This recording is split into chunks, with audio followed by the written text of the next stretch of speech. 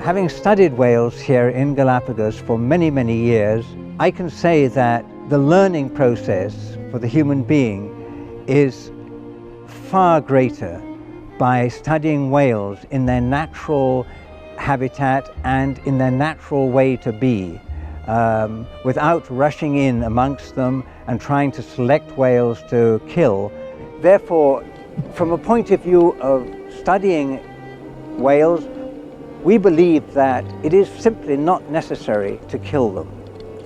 And this brings up the question of scientific whaling. This permitted nations, the whaling nations, to slaughter whales for science.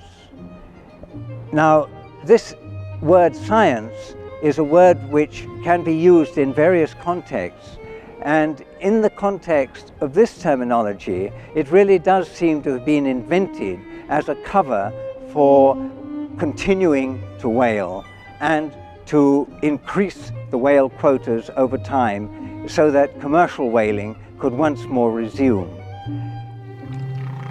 If more information is to be gathered concerning whale populations, genetic relationships, migration, it is suggested that far more can be done with observation methods, even with satellite tags, which can be placed on the animals, but not killing them. They should follow a methodology, a scientific methodology, in producing results which are capable of being repeated and are a solid basis for making some kind of judgment. This is totally opposed to the viewpoint that whaling is a cultural activity and should be maintained for that reason. For culture belongs to a society. It is a unique property of a society.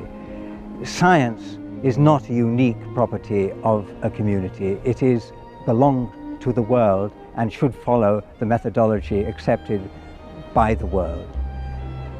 I think it's really important to establish the terminology. When we talk about cultural whaling, we're talking about local coastal communities that developed whaling techniques many, many years ago, centuries ago, and have been following that culture ever since. When we talk about commercial whaling, we're talking about a pelagic whaling industry in which vessels leave port and travel thousands of miles to well-known whaling grounds and kill whales. Obviously, they would like to kill as many as they can. Now we have the scientific whaling, which is a loophole. The results from this research are not abundant and have little depth to them.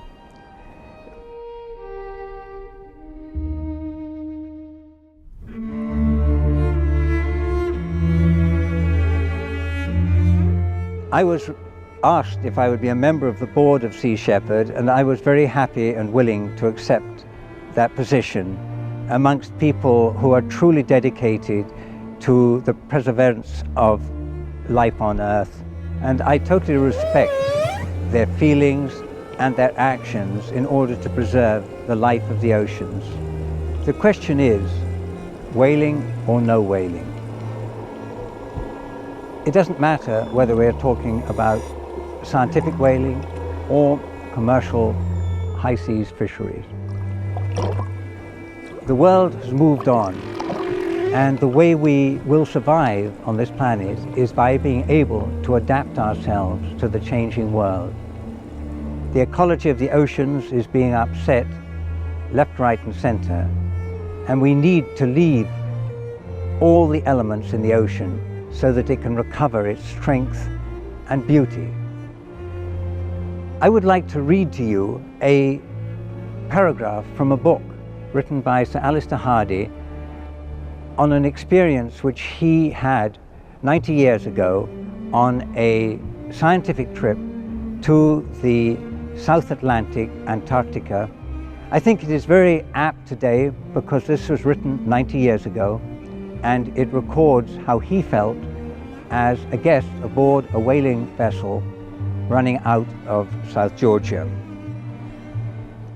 It is a relief that there is not this ghastly playing on the line, for one can only look on it with horror. It is a barbarous business.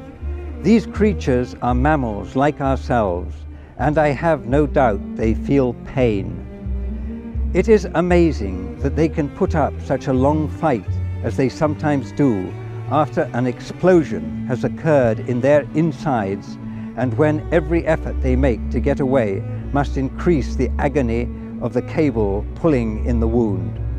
Perhaps as often as not, the whale is killed almost at once. But as we have seen, it may not. It would never be allowed if it took place on land. Think what an outcry there would be if we hunted elephants with explosive harpoons fired from the cannon of a tank and then played the wounded beasts upon a line. The idea of shooting human enemies with explosive barbed bullets on lines does not bear thinking of. It is amazing how blind and unfeeling man, the carnivorous hunter, can be.